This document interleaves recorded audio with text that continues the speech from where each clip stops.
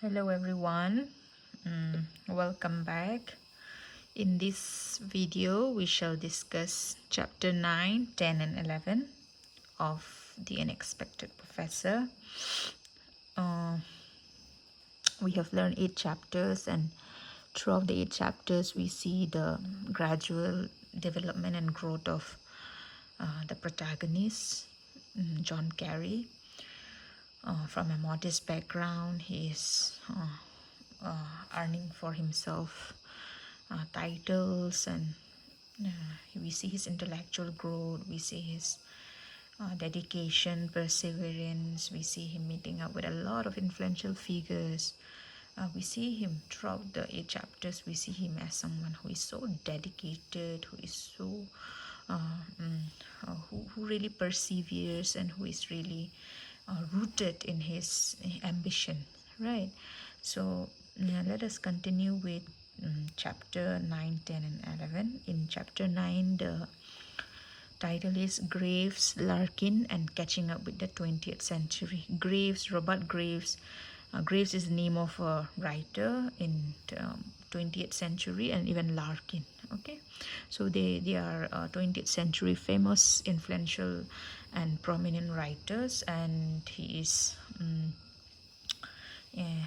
adding them to his title, Catching Up with the 20th Century. In the preceding chapter, it was Catching Up with the Victorians, right, where he studied a lot of Victorian literature, and now here we are, he will be dealing a lot with the 20th century literature.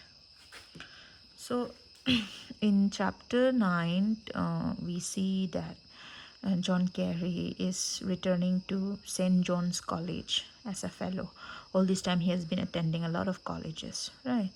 So he's returning to St. John's College as a fellow, which means a fellow means someone who is teaching and guiding students rather than being a student himself. Okay, so this role brings great responsibility, and it helps him grow and add to his confidence, right?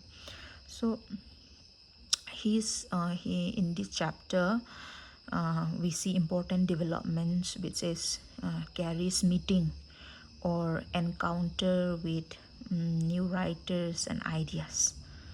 So he is strongly influenced by great writers like Robert Graves, Laura Riding. They are 20th century writers, okay? And their writings encourage him to think more deeply again. So over time, he has been meeting a lot of influential figures, and it's influential figures that comes in his way adds to his intellectual growth, okay? So through them, through meeting these influential writers, he began to engage with 20th century thoughts and ideas, and he moved beyond the Victorian writers that he had earlier studied. Okay, so in this chapter we also see that Carey becomes interested in religion, he becomes interested in faith and philosophy. So he reads widely, he reads a lot, he asks difficult questions, try to find meaning and answers to questions, big questions. He tries to reflect on the meaning of life. Okay, he question beliefs.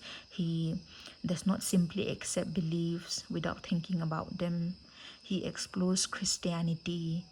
He explores different religions and different philosophical ideas. Okay, so in this chapter we see that not only is he engaged with 20th century literature, he becomes there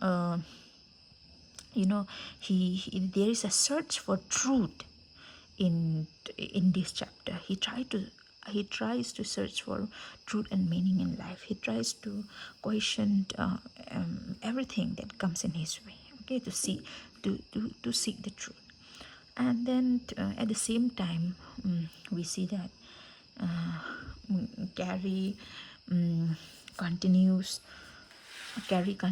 his academic work. One fascinating fact about Carey is that he contributes to the New English Bible Translation Project. Right, New English. You know how tiring and how difficult a translation work would be. right? But he is a part of it, and mm, he reads extensively. He go back to Victorian poets like Tennyson, Arnold, Browning, and then he also read modern poetry. Modern poetry would be writers like T.S. Eliot, right? T.S. Eliot and um, many others, W.H. Auden and all that. So he read a lot of Victorian modern writings, and um, for him, he it is literature that make him widen his that widens his perspective, that make him see the world differently, and literature for him helps him, understand human emotions, fate, doubt, love, and suffering. As you know, modernist poetry and all that, right? In modernist poetry, modernist literature, it's all about questioning, it's all about uncertainty, it's all about skepticism, it's all about doubt and all that. So when he engaged with modernist literature, he also, it made him understand, like fate, doubt, love, suffering, and human emotions. And then, apart from academic life, gardening and travel remained an important activity. So, as we have already discussed, gardening teaches him patience and discipline and appreciation for simple things in life. And traveling allows him to see new places, meet different people, and learn from different cultures. Okay, so all these experiences also broaden his outlook. And so he balances academic life as well as his personal development. Okay. And this chapter also introduces other major writers who shape his thinking, like George Orwell, then D.H. Lawrence, Joseph Conrad. These are all modernist writers, right? These are modernist writers, and um,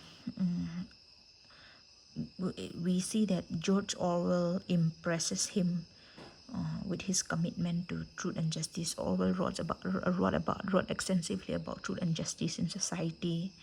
D.H. Lawrence wrote a lot about instinct and nature, and Joseph Conrad uh, talks about the complexity and darkness of human nature in their books. Okay, so then when Carrie formed close friendship, when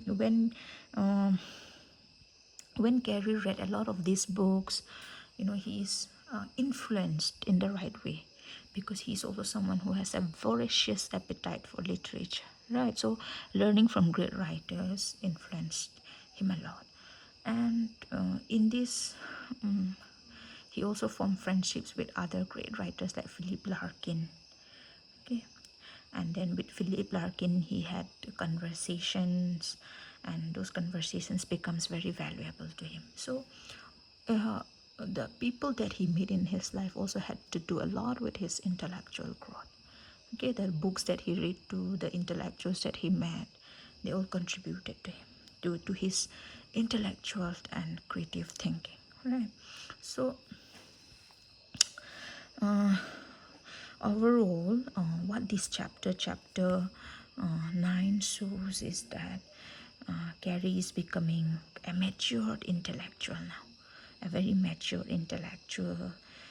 His learning now comes not only from books but also from friendships, travel, work, and personal reflection. Okay, so this chapter shows how curiosity, reading, friendship, self-questioning, right, help him develop into a very thoughtful and independent thinker. Okay, so that is the importance of chapter 9. Moving on to chapter 10, the title is called Reviewing. It focuses on 1970s, okay, a period of major changes and happiness in John Kerry's life.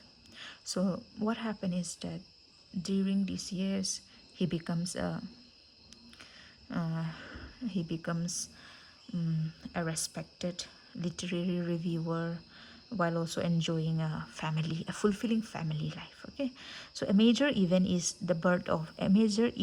in this chapter is the birth of his sons, Leo and Thomas. So when he became a father, his priorities changes, and it gives him a deeper, more important sense of purpose. Okay, so now that he's a father, family life becomes very important to his happiness, and then he see life from a new dimension or new perspective again, from the eyes of a father, from the eyes of a dad. Okay, so in this chapter, Carrie and his wife Jill moves to Laneham in the Cotswolds countryside. This is also a place in United Kingdom. Here they buy and restore old cottages, and they create a comfortable family home. So what happened is that life in this countryside brings Carrie and his family close to nature. They keep bees, they grow vegetables, care for animals, and enjoy gardening. So these simple activities provided peace and comfort, stable, and satisfaction. Okay, and that help him balance the pressure that he faced in the academic life. At the same time, Carrie becomes a reviewer, okay, for newspapers and journals such as the Sunday Times, TLS, the Listener, and New Statesman. These are the names of prestigious journals in United Kingdom. He becomes a reviewer. Reviewer means he reads book on literature, science, history, and many other subjects, and he reviews them. Okay, so reviewing allows him to stay connected with new ideas and contemporary debates. So, and then reviewing and offering analysis and interpretation. Okay, reviewing is when you offer your analysis, when you offer your interpretation, when you offer your evaluation. So, and then Gary believes that reviewing or criticism should be honest and fair and courageous. What he feels is that a reviewer must tell the truth rather than simply praise famous writers. So he's someone who believes in fair judgment, critiquing fairly, judging a work of art or a piece of writing fairly, not just praise it, but be able to give an honest criticism.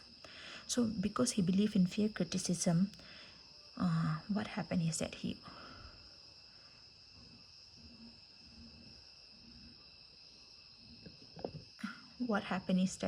he often engages in he often engages in he often engages in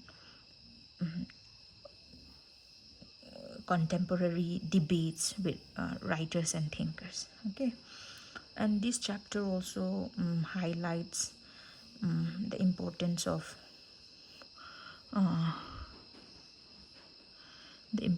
forming friendships. Okay, and then he spends time with friends like Philip Larkin, John Harris. So their discussions, ideas, and companionship really enrich his life and help him continue learning. Okay, so and then what happened is that Gary also works for educational reform, right? So he believes that teaching should focus on helping students learn rather than serving a teacher's personal interests. Okay, he believes that teaching should be to make students learn and understand, not for teachers to think only about their salary, the gains they will get from teaching and all that. So he encourages better teaching methods and very strong academic standards. He was also a reformer. He tries to bring changes in the education system. Okay, now he valued truth, freedom and decency. Not only he was a learned man, an intellectual, but we see that he is also a man who stands for truth, stands for justice, fairness. Okay, so by the end of the chapter, Carrie discovers that true happiness comes from balancing family life, academic life, right? Books, family, friendship, nature, and meaningful work all play an important role in a good life. That is what Gary believes in. Okay, so this chapter teaches that, you know, this chapter teaches that family, friendship, honesty, and the simple pleasures and joy are important for a meaningful life. All right, so throughout chapter 9 and 10 also we see him growing more than ever, right? Meeting a lot of friends, trying to balance life, a new happiness in his life with the birth of his sons, and we see him living that purposeful and meaningful life. And uh, mm, we see through his life that balance is key. Balance is key. Family, friendship, honesty, and simple pleasures are equally important for a meaningful life. Okay, so that's for chapter 9 and 10. 11 and 12 we shall discuss in the next video.